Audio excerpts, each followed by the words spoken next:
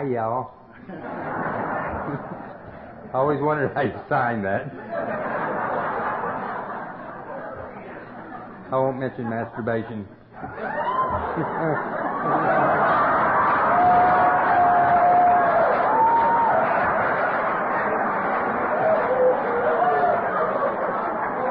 Now you know.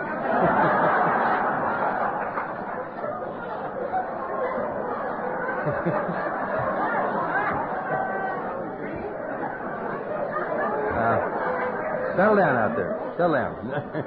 I might say something rude.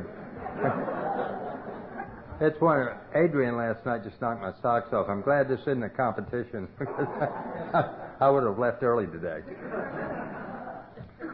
The big book's pretty explicit on what we do. You know, it tells what we do, how we do it, and why we do it.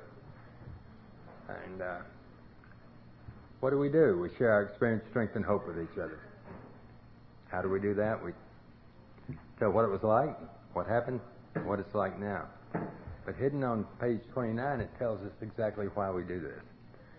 We do it to show exactly how we established a relationship with God. And I hope my story helps bring that out a bit for you. See, I was born in Dallas, Texas. Actually, it wasn't Dallas, it was Highland Park. And for those of you that might know something about Dallas, you'll know that Highland Park is, when I say that, it immediately classifies me as a snot and a snob. Because it was one of these original gated castles down there. When I was a little boy, I thought everybody had an upstairs maid, downstairs maid, chefs, someone that drove the car, a yard staff. I lived that way, and I want to tell you something, it's easy to get used to.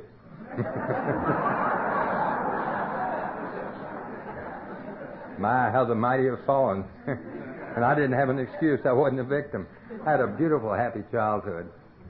You know, I remember the things, and I can remember back to things that happened to me when I was 2 and 3. And I was a manipulator then, and I always sought the easier, softer way. So it was natural where I was headed. My father was an old wildcatter. Actually had his Ph.D. from Stanford in geology, but to me he was an old wildcatter and knew a lot of interesting people. And he'd stumbled across a thing once on a cross-country road race when he'd wired home to his father for funds, and he suggested he get a job. And fortunately for me, he didn't get a job. He got a group of investors together and wandered into East Texas and hit the Hawkins oil field. And that's the home field for what today you know of as Exxon. So, and it's still producing. So that helped round the corners off. When I was born, I just naturally sought that easier, softer way. Grew up, and I discovered when I went to kindergarten, I remember I brought home a paper and it had a gold star on it. And I remembered how my parents reacted to that. It was interesting. It was like, what color do you want your pony? You know? And I decided this is what you did. You pleased these people that had all the power, and you got whatever you wanted. And I set out in my life, my sole purpose was to collect gold stars, make my life a lot easier. Around the house, my parents did a lot of entertaining. I remember the people that would come by, and they were sort of the movers and shakers. And they were so interesting. There was one guy that used to come by frequently to our house, and I viewed him as a playmate because he seemed rather eccentric and odd. And he'd go out in the backyard with me, and we'd play pitch and catch for hours at a time. He always wore pressed khakis and an old fedora hat. Now, to give you a rough idea of my age, you won't believe this, but one of my early memories is that of Pearl Harbor. So that sort of establishes the age. And this guy was interesting. He flew airplanes and things, and I just thought he was marvelous. His name was Howard Hughes. That was my buddy back then. Me and Howard, yeah. Oh, that's been written, hasn't it? But I sort of flowed through collecting these gold stars and went through high school and everything. I had an older brother. That was my first resentment I worked on. He was absolutely perfect, you know, and that was hard to live up to. But in high school, I discovered that I have a condition called eidetic imagery. Drinking over the years pretty well ruined it, but it's a type of memory that a lot of people call photographic memory. I never told anybody this, but it made studying a lot easier and made bringing those gold stars home a lot easier. And so I got like all A's and things, and I finally graduated from high school, and along the way I picked up a few little habits, because the one thing that all these grown-ups with the powers did, and my parents did a lot of, was entertain. I remember those cocktail parties, and I can remember how the cocktail party would start rather sedately, but after about the second or third drink, the laughter would increase, and the enjoyment was, it just seemed like a great ritual, and this was like a magic potion that they drank, and I wasn't allowed to drink. And so as soon as I could, and my big aim was to grow up and partake of the magic potion. And of course, you know, splitting six-packs in high school and that sort of thing went by. This was actually pre-drug time in Texas at the time, for those of you, and this is my only mention of drugs, because I never partaked in my entire life. One of the reasons is because if the police got you with one seed of marijuana, that was a minimum sentence of 10 years. And there are friends of mine that are still doing life in prison in Huntsville, Texas, for carrying a whole bag of marijuana. So it just wasn't something you did unless you were awfully reckless. When I graduated, parents looked around and said, my older brother had graduated. He was a geologist. My father was a geologist. My mother had a master's degree in geology. And they decided what the family needed was a petroleum engineer. And the best school in the country at that time for petroleum engineering was the University of Oklahoma, and I was carted off to wonderful downtown Norman, Oklahoma, to become a petroleum engineer. Interesting, 4 years later I graduated with 2 degrees. One was in psychology, the other in history. Whoops. Which qualified me to either sell used cars or, as it was suggested, I could go on to graduate school. I went on and got a master's in psychology, and then I decided that what I really needed, because I became interested in obscure things like math modeling, I would get a master's in mathematics. And so I went to Harvard University and got a master's in mathematics. By this time, I'm married and have 1 child.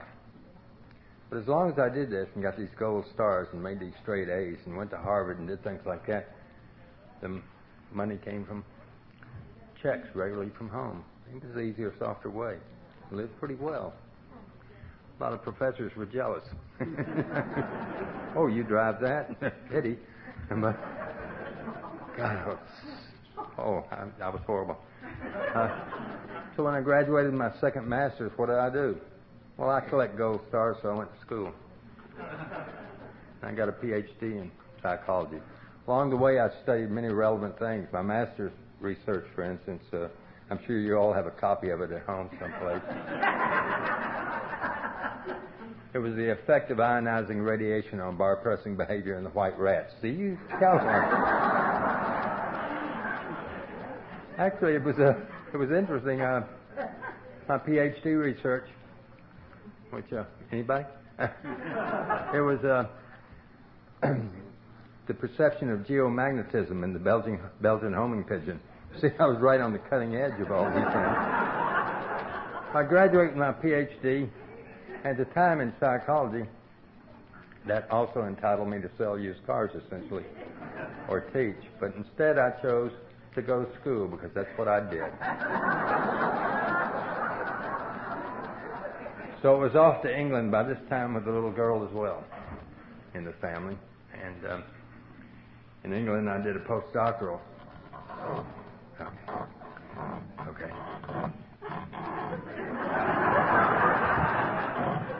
I did a postdoctoral at Oxford. Sorry about that. Shall I go back to the first? No. And finally, I got the proverbial telegram that my family were wont to do after I'd finished my postdoctoral. It was suggested that I get a job. Well, I could either sell used cars or I could teach, and I opted to teach. It had a little more panache to it, and I liked it. And plus, you didn't have to work as hard selling used cars. So that's a matter of opinion, isn't it? And so I sent out my VTI, that's PhD talk for a resume, to a number of universities that I thought I would be grateful to have my presence. And sure enough, I lined up 5 interviews. And I remember that first interview. It was at a place called Auburn, Alabama. Auburn. The University of Auburn. And I went down there to interview, and I remember I was supposed to be at the chairman's office on a Monday at 8 o'clock, and I'd flown into Columbus, Georgia. Auburn didn't have an airport. Rented a car and went over to Auburn. Showed up at 8 o'clock at his office, and he said, "Oh, how did you find us?" And I said, "Remarkably, you're on the map." And the interview started going down from there. He said, "Well, you're teaching a class in 30 minutes." And he took me into this class, and psychologists being weird ducks to begin with, and I admit that, they had decided to conduct a stress interview that day. And I walked in there, and there were all the graduate students and all the faculty in there. And so I said, "All right." I just leaned back and gave them more information than they ever wanted to know on bar-pressing behavior in the white rat regarding the effect of ionizing radiation. Well, I ended up teaching 5 classes that day. Took me into the lab and made sure I was familiar with all the equipment and that sort of thing. And finally it was 5 o'clock, and we gathered back in the chairman's office, and he suggested that the azaleas were in bloom there in Auburn, and would I like to go out and see the lovely neighborhoods? I'm sure the family would enjoy that. Or would I rather go to his house and have a drink? And I thought, some choice. My drinking had increased during all this period, but not appreciably, I thought. And I thought, yes, I will go have a drink. I think that'd be nice. I've seen azaleas before. So we go off to his house, and you know, at that stage, I didn't notice other people's drinking. We assumed they all drink like we do. And I was probably working on my 3rd one when one of the professors said, "You know, Dr. Bartell, here at Auburn, we're very proud of the fact that we do not allow the sale of alcoholic beverages within 2 miles of the campus." Well, scratch Auburn.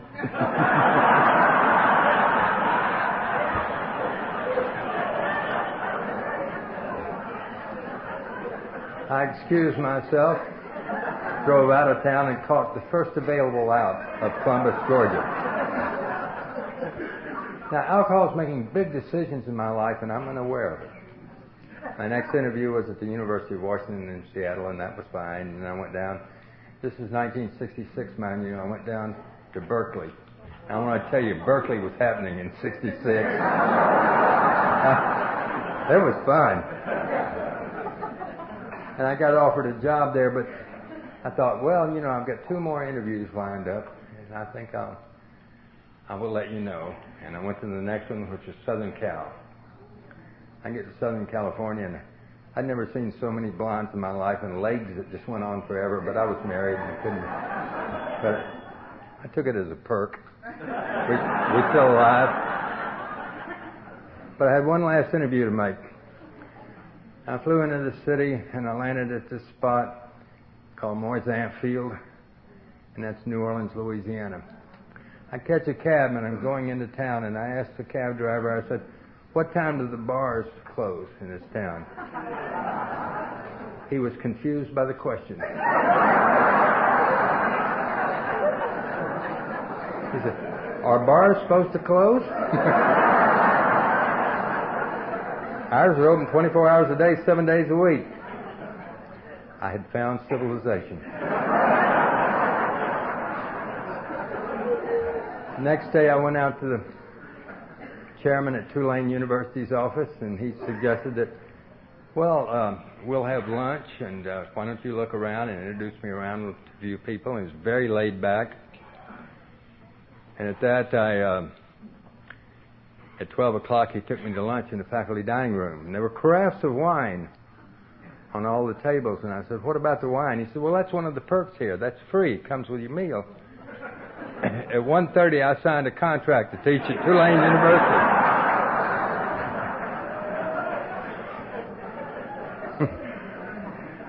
I'm no fool.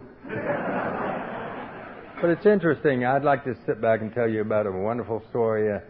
I was to teach 6 hours and do research primarily, and by that time I'd published 77 papers. So I was supposedly the bright young thing, and that was at the height of publish and perish, and that's what I was hired to do, essentially. I'd go into the lab and make noise, but it seems that most of my research was on one bar stool after another, and I taught there for 3 years. At the end of 3 years, I hadn't produced any research. I went to the chairman and pointed this out, and he said he had noticed. And I suggested taking a sabbatical for a year and just concentrating on my research, and I was serious. And he said, well, you can't have a sabbatical with pay. You haven't been here long enough. And I said, I'm not worried about the pay. See, along about that time, both my mother and father had passed away, and I had the wherewithal to enable myself any way I would want. And so he agreed to this, rather cheerfully, I thought. And I started on my sabbatical. And I never went back. And my research began in earnest, bar stool to bar stool. I was always getting in trouble, and now the funny things happen, you know. The lawyers advised me that if I was going to continue to drink that way, that I shouldn't drive. So I never got a DWI. But I had a driver. And I embarked on the life. 3 years later, my wife came in with someone that I'd invested in a radio station with and announced that they were in love and leaving. And the old psychologist came out in me. I said, let's not be hasty about this. Why don't we talk this over? And perhaps we could try a trial separation. And in fact, I'll move out tomorrow. And I did, got an apartment. And the next day at 6 o'clock in the morning, a new experience in my life. There was banging on the front door, and I was served with papers for desertion of my family and my children. At the time in Louisiana, a very Catholic state, the only grounds for divorce were either desertion or adultery. She opted for the easier, softer way and hit me with desertion, and I was furious.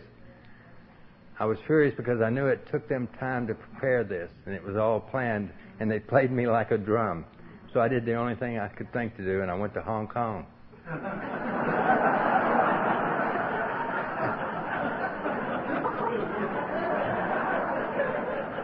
Mind you, my life was perfectly manageable. I remember before I left, I told an attorney, I said, I'll pay anything in alimony because I knew that was deductible.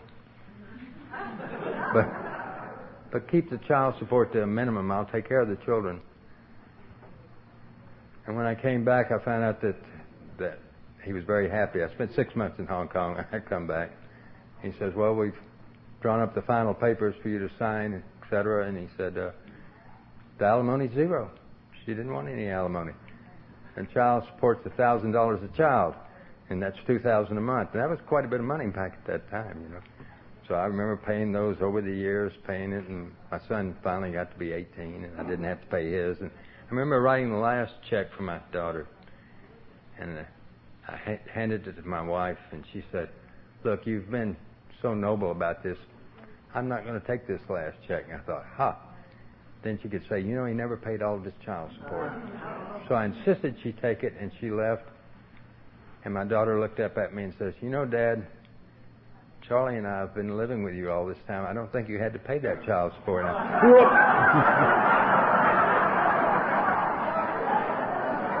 I'd been supporting my husband-in-law all that time. But my life was perfectly manageable. I would slip out and drive occasionally myself, and I remember one time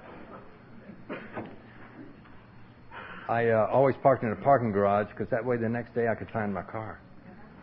And I'd crash in hotels at night because I knew, boy, it'd just be my luck to hit someone and be raked over the coals. So it was just any of you that think about going out and experimenting again, park your car in a parking garage, and then you can come back pull that up and find your cards. They've got the address on it and everything. It's just really handy. I got up out of the Sheraton Hotel where I'd crashed one night. I looked at this and it was confusing, and so I walked down Royal Street in New Orleans, that's the end of the French Quarter. I stopped at this place, watering hole, called Sloppy Jim's. I went in, and the bartender that said, "John, I'm having trouble finding my car. Can you help?" He took it and looked at it, and, and I was having a drink, of course, and I said, "Do you know where it is?" And he said, "Sure." I said, "Where is it?" And he said, "San Francisco."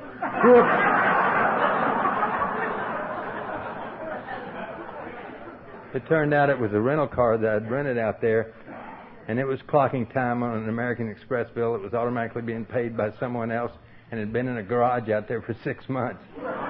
But my life was perfectly manageable. God, but things like that happen to drunks that are having a good time. At the height of my drinking, I was maintaining a residence in London, one in Hong Kong, one in New York City, and one in San Francisco. My main home was in New Orleans, and I thought I was a jet setter. Strange that those people would run when they saw me coming, you know. But I thought I had it made.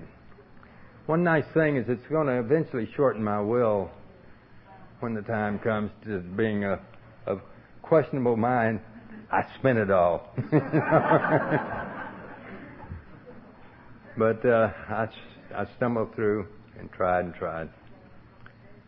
Interesting things happened. And one morning I woke up in New Orleans, and I tried to get out of bed, and then I couldn't. I just finished the last hard year of drinking. I'd let my other residences go because I couldn't get out of the house. I'd always, before, I loved to drink in bar rooms. In fact, one year where the Internal Revenue, which I had running battles with, because they had no sense of humor at all, wasn't my fault. But they had an awkward question on their form that always caused me trouble, and that was occupation.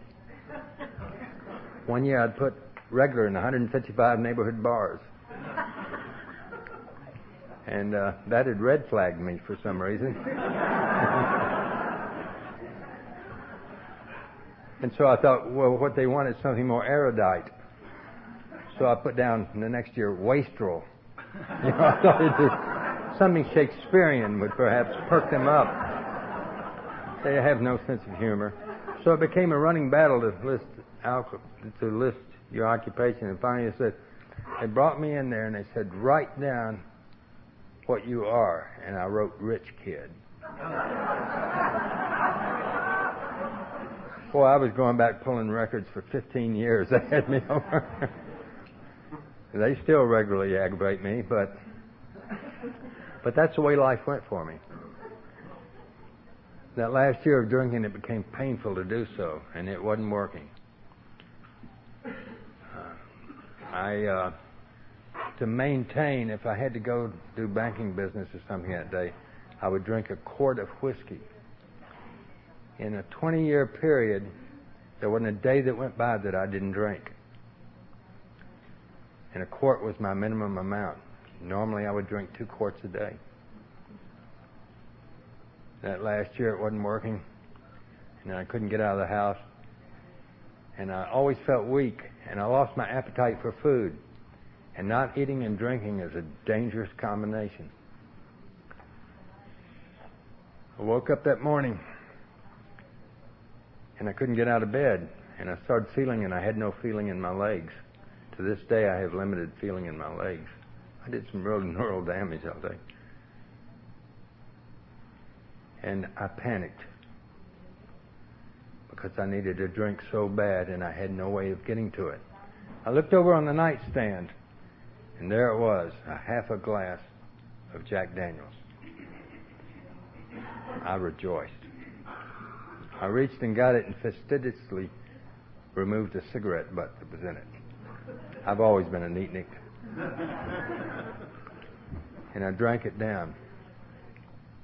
And then the panic set in again. I can't get the liquor. And I noticed that I was gasping for breath. And what was happening is a little device in me called the autonomic nervous system was shutting down. And I said, I'm dying. And somehow that seemed pleasing to me. I didn't have the guts or the will to kill myself. And I realized I was dying. And after the last gloomy year that I'd been through, I thought, this is the solution. This will help me. This is exactly what I want.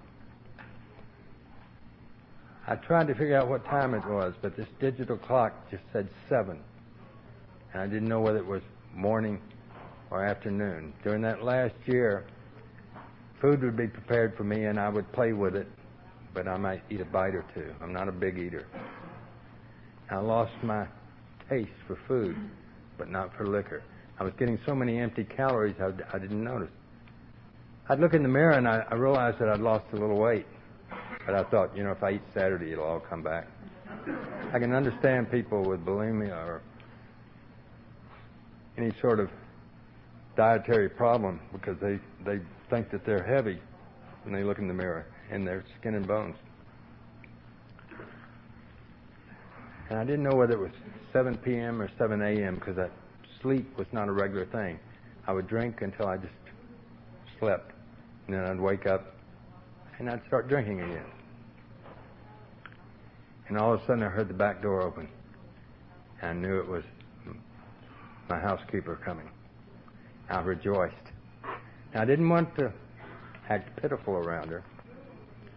So I just stayed in bed until she eventually came in the bedroom and said, oh, you're in bed. You're still here. I said, yes, I've decided to stay in bed all day today. I don't have anything to do today, and I'm just going to stay in bed. And she said, can I get you something? And I said, yes, get me 2 bottles of Jack Daniels. And set them on the nightstand. And she left. And I rather impatiently waited for her to return. Strangely, she didn't return for a while. And then she came back about 15 minutes later and set 2 bottles of Jack Daniels on that nightstand. And I looked at them, and I realized they were both sealed. And I was very weak, and I didn't know whether I'd be able to open them. But I didn't want to ask her to open one for me. And I thought that a half of one would kill me. But happiness is a backup. And I had those 2. And I knew that when she left and got out of earshot, I could probably break the neck off of one and start drinking out of it that way. And then all of a sudden I heard the back door open again. It was my 2 children that hadn't been by for almost that entire year. They were too embarrassed to come by and see me. And they came in, and my son talked to me like a son shouldn't talk to a father. He just said, get out of bed, you're going to the hospital. This was December the 5th, 1987. And I said, today's Friday. The doctors won't be in. I promised to go Monday. An easy promise to make because I thought I had about 6 hours to live.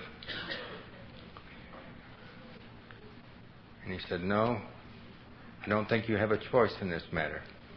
You're going to the hospital. And I started crying.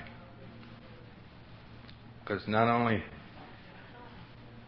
could I not get out of that bed, I had wet that bed.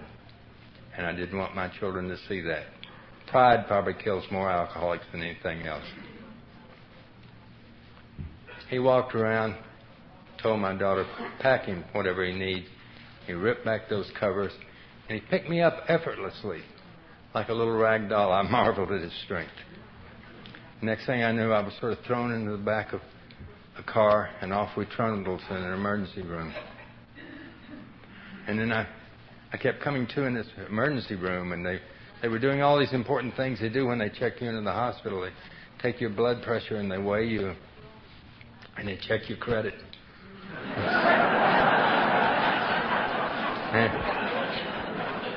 And I couldn't stand on a scale, and they had me in a sling affair, and it sort of jacked me up off that thing. I later found out that that's what they use in the morgue to weigh bodies. And she called out my weight, and she called out 105 pounds.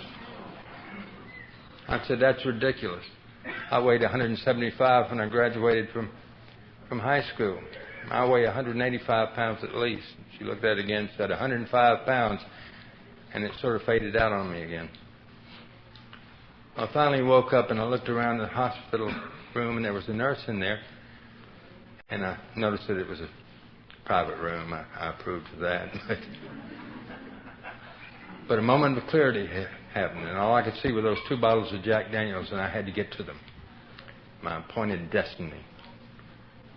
And she turned around, the nurse did, and said, "Oh, you're awake? I'll go get your doctor," and left the room. I wanted to check out.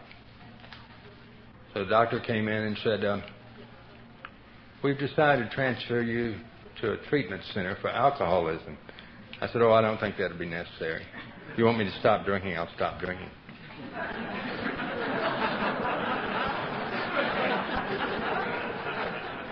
I had to get out of there.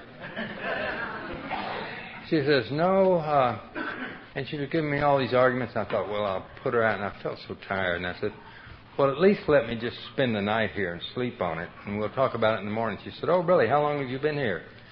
And I said, 4 or 5 hours. She says, "You've been here 10 days. Took a little wind out of my argument. And she said, "I've talked to your children about this, and we're going to transfer you. And we've talked to the coroner's office, and that's who admits you down there, is the coroner. And you have no choice in this matter. We're transporting you." And I thought, well, she's so narrow-minded, I'll escape from the other place. Because I had 2 bottles of Jack Daniels. Off I get trundled to this treatment center. And there were a lot of great treatment centers and things, but I don't think this was one of them. They checked me in and put me in a thing called detox. Now, mind you, I've been away from liquor for 10 days at this stage. Now, I'm in detox, and they're taking my vital signs every 4 hours, and they're panicking. And the word was that I couldn't live another 3 or 4 days, and they're trying to get me back into the other hospital, which won't accept me because it appears that it's poor form to die in a hospital, makes them look bad. No one wanted me. I'm in detox for 28 days. It's 38 days, and I haven't talked to a counselor or anything. And finally, they just gave up, but I made progress. I was in a wheelchair. I was mobile. I was getting out of there. I was going to those 2 bottles of Jack Daniels. I'd try. I'd push that thing. I'd get 7 or 8 feet. And by nearest report, it was 75 feet to the elevators. But I was trying to build myself up to make it, because if I could make the first floor, and this was on the 5th floor, I could bribe a cab driver to get me to those 2 bottles of Jack Daniels. They came up and announced to me that we've decided it's time for you to go to group. And they pushed me down this long, long corridor and through a door, and there I met a counselor. His name, a lot of you would know, but he used to be a middle linebacker for the Dallas Cowboys, although this was in New Orleans. And he asked me an embarrassing question. He said, "How would you describe your drinking?" I said, "Well, I admit I'm a heavy social drinker." He said, "Oh, really? How much do you drink a day?" Now, I thought if I told him the truth, he's so narrow-minded, he might allow that I was an alcoholic. So I just gave him the amount that I used on maintenance days when I had to do something important, which was a quart of Jack Daniels. But I thought, he's probably so narrow-minded that that'll sound like a lot to him. So I said, "Only 2 pints a day." Sounded like less to me that way. Alcoholic logic at its best. And sure enough, Hollywood allowed that I was an alcoholic in his mind, and I had a serious problem. Whoop, there goes his anonymity. So I went to this wonderful thing called group. And I would listen to you all with great amusement. And I saw for the first time these things that were window shades. And I'd read those things and I'd say, "My God, that's idealistic. These people are buying that." Now, you were doing things called a first step in there. And then you'd have to do a second and a third step. But I was wheeled off to one side. And my weeks in there were listening to you, and every Friday they'd push me into this office where the head of therapy would say, Charles, we think you're making wonderful progress. However, we think you can profit from another week's stay with us. And by the way, for the last week, you owe us $9,147. There's always some amount like that, and I'd write him a check. I was in there doing that for 58 days. And a substance abuse technician came up to me and said, do you want to be here the rest of your life? And I said, no. And I told him, I got 2 bottles of Jack Daniels waiting for me at home. He says, you keep writing those checks and you'll be here the rest of your life. By this time, I was sporting around with a walker. I was upright. And the one thing that they did, they'd take me to physical therapy every day. And there was a wonderful little girl in there from Minnesota that told me that what I had was a very severe case of peripheral neuropathy, and that she could teach me how to walk if I'd follow the instructions. And she taught me to be extremely slew-footed to maintain my balance. And my vestibular system's so messed up that if the lights go off in here, I'll fall. I have no sense of balance. But I've got enough feedback and enough control that as long as I can fixate on something, I can stay erect. Now, I look like I walk funny. I walk like a little old man. But that's the only way I can walk. I eventually, when I left that place, I had a cane. So they rolled me down there on a Friday, and they said, Charles, you're making remarkable progress. However, we think you can profit from another week's therapy. And by the way, you owe such and such. And I said, I'd love to pay that, but I'm absolutely broke. There's no way I can pay for that. The following Saturday, I graduated with high honors. That's that treatment center for you. And I was happy because I was going home to 2 bottles of Jack Daniels. I want to tell you, every nerve in my body screamed for a drink of alcohol. I hadn't heard a thing in there. But there were certain things I had to do and had to compromise my own ideals to get out. And one of those was you required in there for me to get a sponsor. Well, these interesting people from this cult would come in. They call themselves alcoholics. And they'd talk. And finally one came in and told his story, and he was a city planner that was from Boston, and he'd graduated from Harvard. I thought he was good enough for me, and I asked him for all the wrong reasons to be my sponsor, and for all the right reasons, he said, I will. His first advice for me was to read the first 164 pages. It's a big book. And I said, well, I've already done that. And he says, we didn't try to understand it this time. I go through this elaborate graduation ceremony they have, and they gave me this thing that they call a chip. And they ought to have called it parole. It's more like what. And I call a taxi. I'm going home, and I'm packing. Now, my little suitcase and the things that were brought to me had just sort of disappeared. But I got this black garbage sack, and I'm putting in a plastic wash basin, a plastic urinal. I don't laugh at that because that stuff cost me $69,000. I was taking it home. I had to have at least a planter out of the deal.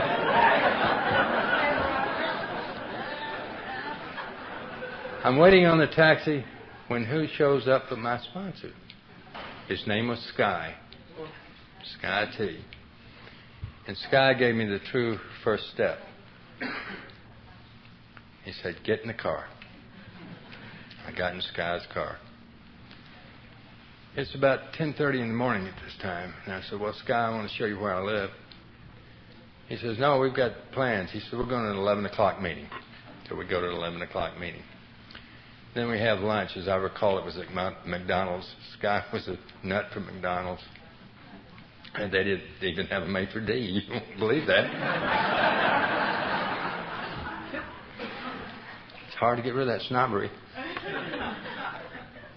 Then, after that, he takes me by this place called the Central Office, and I was not impressed. Dingy little offices and things, but he was just delighted to show me that they had 4 lines in and all this, you know. Doesn't everyone, Scott? He showed me these books they sold there, and he was awfully proud of those. And he explained to me about this place only sells conference-approved books. Doesn't even sell drunk junk. That intrigued me at the time. I'd like some drunk joints, Sky. Well, we go to an afternoon meeting. And then we go to an 8 o'clock meeting. And Sky, I'm tired. I said, well, you go home. Finally gets me home at about 9:45, and he wants to come in and see where I live. We walk in. We're in there. And as you walk into this great room, there's this bar over there. And I look over, and all the bottles are gone. There's a beer tapper. Even the kegs were gone. And I don't like beer, but I kept in case a friend dropped by, you know. But I'd have settled for one at that time. So I think, I've got to keep Sky out of the bedroom because I've got 2 bottles of Jack Daniels in there. I eventually made it in on some pretense, I think, to put up my plastic bag. And I'd been robbed.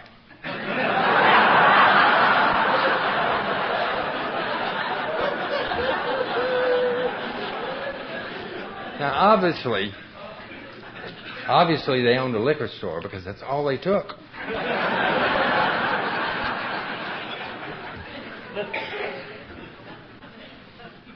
But the TV was still there, VCRs, everything else, computer, everything's there.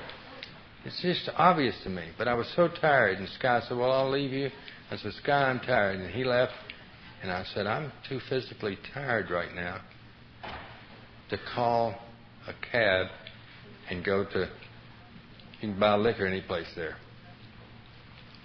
7-Eleven, convenience store, drugstore, grocery store. Everybody's got a liquor license except me. Actually, I had two places in the quarter. One, the Huddle, and the other was called Group Therapy. I remember at the 1980 convention, I was standing in front of the Huddle, and you people were coming by wearing badges. I thought, boy, these alcoholics, they came to town with 2 things, the 10 Commandments and $10 bill, and they hadn't broken either one of them yet. You see, it is a disease of perception, and I had a different slant on it at the time. I said, I'll just go to sleep tonight, and I'll get up in the morning, and I'll go get a bottle of Jack Daniels, and it'll be wonderful. And I fell asleep.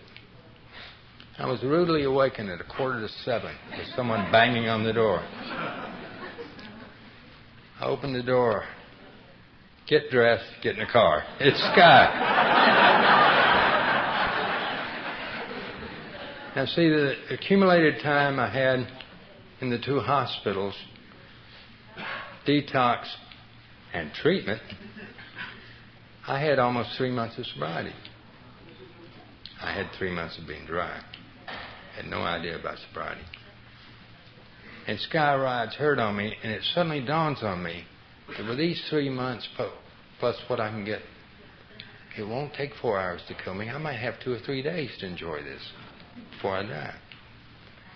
So I'm going to hang on as long as I can without drinking,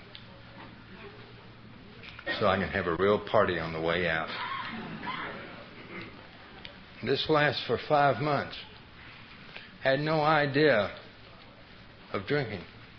I was going to hang on as long as I could because it was buying me insurance for the length of that party. Now, they'd been giving me little chips. They gave me a 1-month chip and 2 little plastic things. It didn't really mean that much to me, but I liked the applause when I'd get them. Well, they didn't have a 5-month chip, and I was disappointed, and I thought, well, I need to do something. And I was doing all these superficial things just to please Sky because I really came to love him. I'd always been Charles. I became Charlie. You know, big changes like this I'm making. I'd always driven foreign cars or Lincolns. So I went out that day to buy my 5th-month chip. I bought a Cadillac DeVille, making these big major changes in my life, you know. Big white car. And my parents were very, very religious. I hadn't mentioned this. And their religion was atheism. That's as much a religion as any of them. I remember my father sitting down and telling me, you know, Charles, religion is for those that have no explanation. But he lived in a very deterministic world, a world of cause and effect, a world where you were nothing more than independent and dependent variables. It was one vast experiment. And when we knew all the independent variables that produced all the dependent variables, we would look at the final equation, and that's the face of God. And that was the sort of thing I belabored on it. I considered myself an agnostic. It was irrelevant to my life, what I was. I remember once in high school, I went to a thing called a Methodist Youth Fellowship. I went there because they were giving away food and there were pretty girls there. All the right reasons I went. And my parents found out about it and they were very disappointed. They grounded me for 2 weeks for daring to attend a church. So they were pretty adamant about their religion. And I'd grown up without an emotional attachment toward it. And I kept reading these winter shades, and every other word seemed to be God to me. And so I just said, well, that was important for you. And you were warm and fuzzy, and I admit you were entertaining. And I admit that you cared for me. That made it tolerable. But I knew that relapse was inevitable for me. And something that I would seek out. I went to this meeting that night. It was called the 449 meeting. Guess what that's about?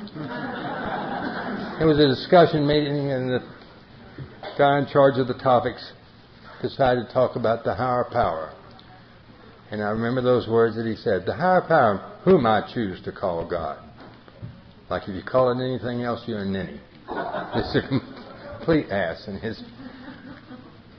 And at the time, the only time I referred to my higher power in a very rude way, I'd just call him Irving. And I had made the group my higher power. Because Sky insisted I get one. And his logic was impeccable. He says, we can stand around, pick this table up, and you can't budget by yourself. The group is more powerful than you. I said, I'll give you that, Sky. So I called the group my higher power. And as I would listen to people share about this, there was one sweet little old lady, and she said, my higher power, whom I choose to call Jesus. And I thought, gee, that's not very specific. What if there's someone that's Jewish in the room? My first wife was Jewish. I still had feelings. We go around the room like that, and they finally came to me to share.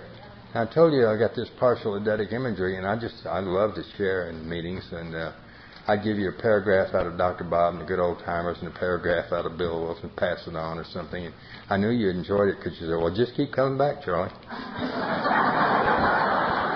I speak French, German, and English, but I didn't speak AA.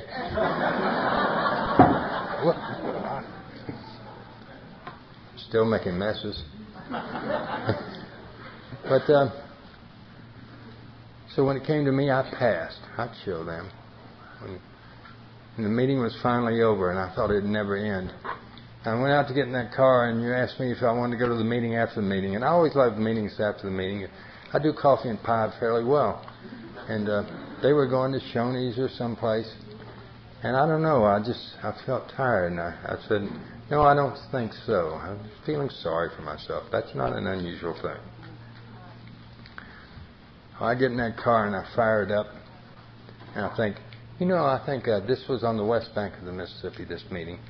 I think I'll drive over to the quarter. Yeah, that's right. I'll drive over there. And I'll go to a nice place, have a nice meal, kick back. Wasn't thinking about anything else. So I had to drive around and drive up over the Greater Mississippi River Bridge. You know how they name those things. Highest double cantilever bridge in the world. Chamber of Commerce is just work overtime doing that sort of thing. I drive up on it, and that particular bridge averages 95,000 vehicles a day crossing it.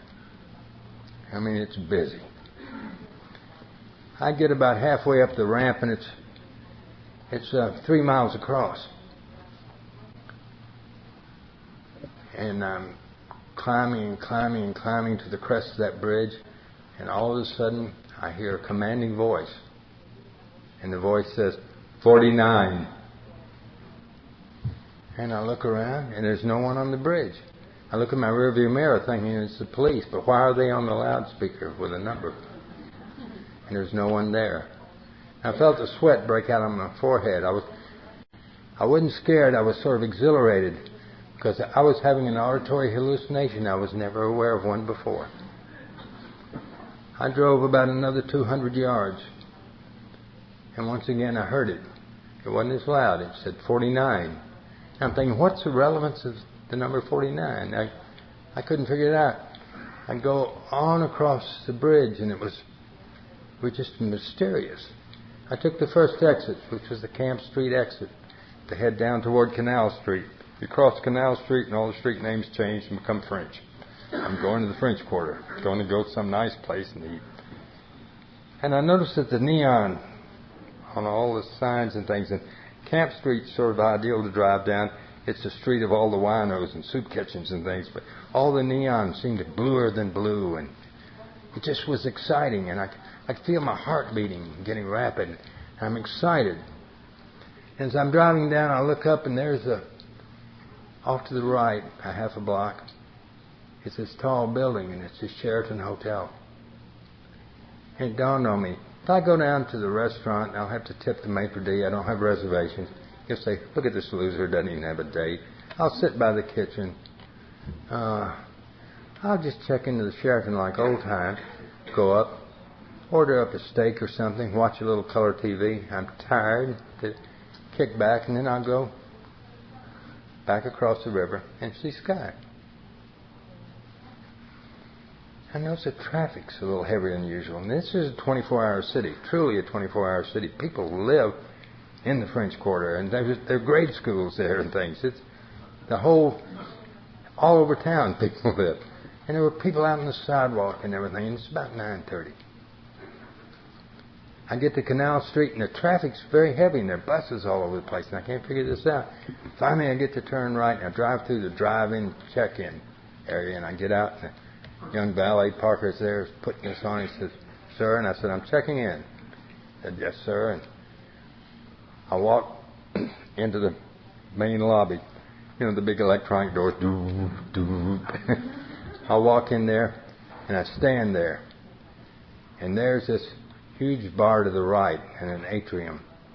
And up on the mezzanine, there's this pod, and there's this Yamaha grand piano. And I swear it's George Gershwin himself playing Rhapsody in Blue as this thing tinkles on with Rhapsody in Blue.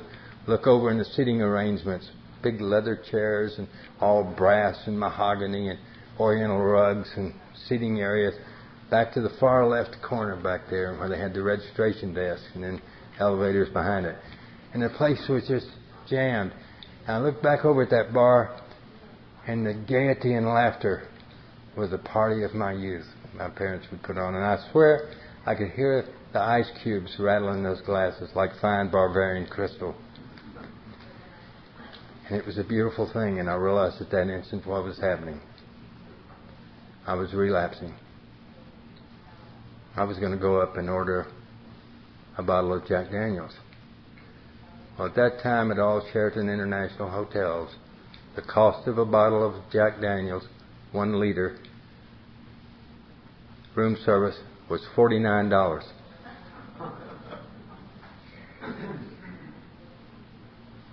And I remember asking Scott many times, it says will come a time when we'll have no defense against the first drink, that we have to redouble our spiritual efforts. What does that really mean, Scott? He said it means you have to get immediate contact with your higher power. Well, my higher power is at Shoney's having pie and coffee. It's the group. And I did a novel thing. You had told me so many times, use my God. You can't find a God, use my God. I thought, that's an interesting experiment. I'll use their God. And I said the first prayer that I really meant in my whole life. It wasn't something as honest as the alcoholic prayer. Please help me, God. God help me. It wasn't something as beautiful and elegant as the Serenity Prayer or the Lord's Prayer. I'd mouth those at the meetings because I didn't want to set apart. But I didn't mean them. Instead, I said the prayer of a spoiled child. And I said, in a very loud and audible voice, I said, God, if you're there, you'll stop me. And for an instant there, I knew some real fear. I'd heard about your Sunday school God, and something as magnificent as my presence would demand something very dramatic. I didn't know it was going to be a bolt of solid gold lightning strike me dead, or the ground itself would open up and swallow me whole, but I knew it had to be something nice like that. And what seemed like an interminable length of time, nothing happened. And I said, you see, and the yoke of responsibility was relieved. The only pang I had was that I would have to tell Sky that I had a drink. I owed him to that. I was going to call him just before I downed that guy. I owed him that. I walked across that floor like a newfound person. Heart was singing. I was gay. Those nerve endings were waiting for that drink of Jack Daniels. I got there and there were velvet ropes. I had to wait in line, and there were 3 clerks checking people in, and I'm impatient. I'm rocking from one foot to the other, and rocking back and forth, and finally the little girl in the middle looked up. I remember her hair was pressed to her forehead with perspiration, and she looked up and said, next, and I was ready. I threw down not a green and not a gold, but a platinum American Express, and I laid a gold Sheridan Preferred on top of that and said, I'd like a room on the 42nd floor, please. See, the 42nd floor is the floor of all suites, and there's a little bar up there that you get 3 Bloody Marys in the next day, and it keeps you riffraff out. I was making these plans ahead of time. And she looked up at me and said, sir, do you have reservations? With a quizzical look. I said, no, but these are my credentials, and pushed those cards forward. And then she said it. And why she said these words, I'll never know, but she said, there's no room at the inn.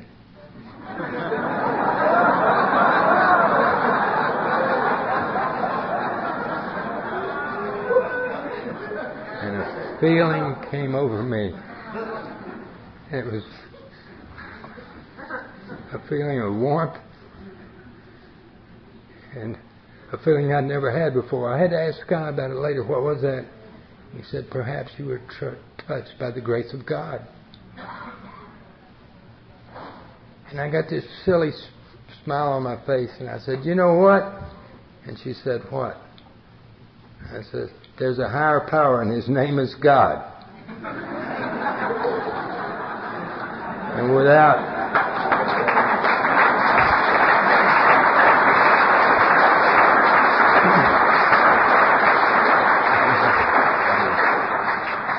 without hesitation, she reached down and picked up the house phone and said, give me security, I got a live one at the front desk.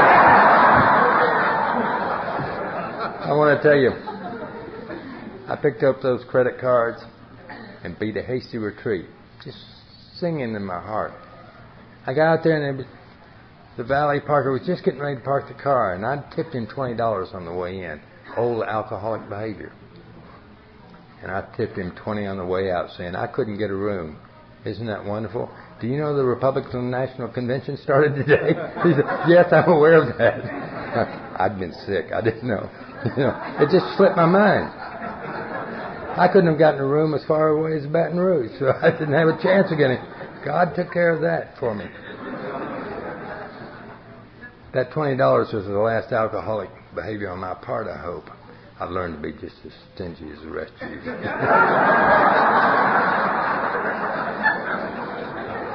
That's not true. You taught me how to really give. Give of something precious. To give of your time. To give of your empathy. To give of your love. I had no idea. A $20 bill is sure a paltry thing compared to that. I take my hat off of you. You taught me to be human. You taught me to care. I had no idea how to do that. I thought life was for sale. I thought friendship was for sale. I thought love was for sale. And I feel so pitiful about that. I made it back across that river, and I pulled up to a place called Shoney's, and I got in there, and they were working on their second cup, and I sidled in. I didn't say anything to any of them. I had the most wonderful glow. It took 3 days, and I realized I hadn't even thought about a drink. Those nerve endings weren't alive. I felt good. I was hungry. I wanted to eat.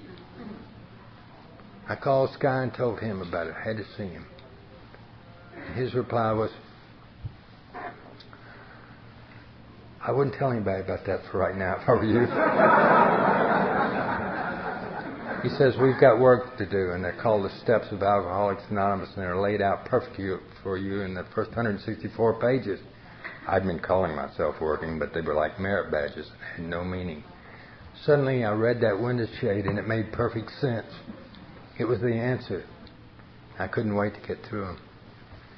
And that started me on this wonderful trudge the road of happy destiny. By the way, that seemed like an awfully hard word to me. Trudge the road of happy destiny. Something so joyful. Trudge. And it dawned on me, and I looked up a 1937 dictionary and looked up the word trudge. And sure, it had the classic definition, to plod or to walk with effort. But a secondary definition that was very common in the old days, and that was to walk with purpose. Isn't that beautiful? To walk with purpose, this road of happy destiny. I started working the steps. And to this day, I haven't had a drink of alcohol. I hadn't even thought about it. Based on renewal of a spiritual effort. I got into service because that's what Sky was in. And Sky, when I had 9 months, I was going to get another one of those magic chips, and that applause. Progress, not perfection. Sky said, I'm going to be out of town that day. He said, but I'll be thinking about you. But he said, I want you to know, if something happens to me, you've got 24 hours to get another sponsor. I said, nothing's going to happen. He said, I didn't say there was. I just said if something. I said, well, why? He says, Charles, you cannot stay sober alone.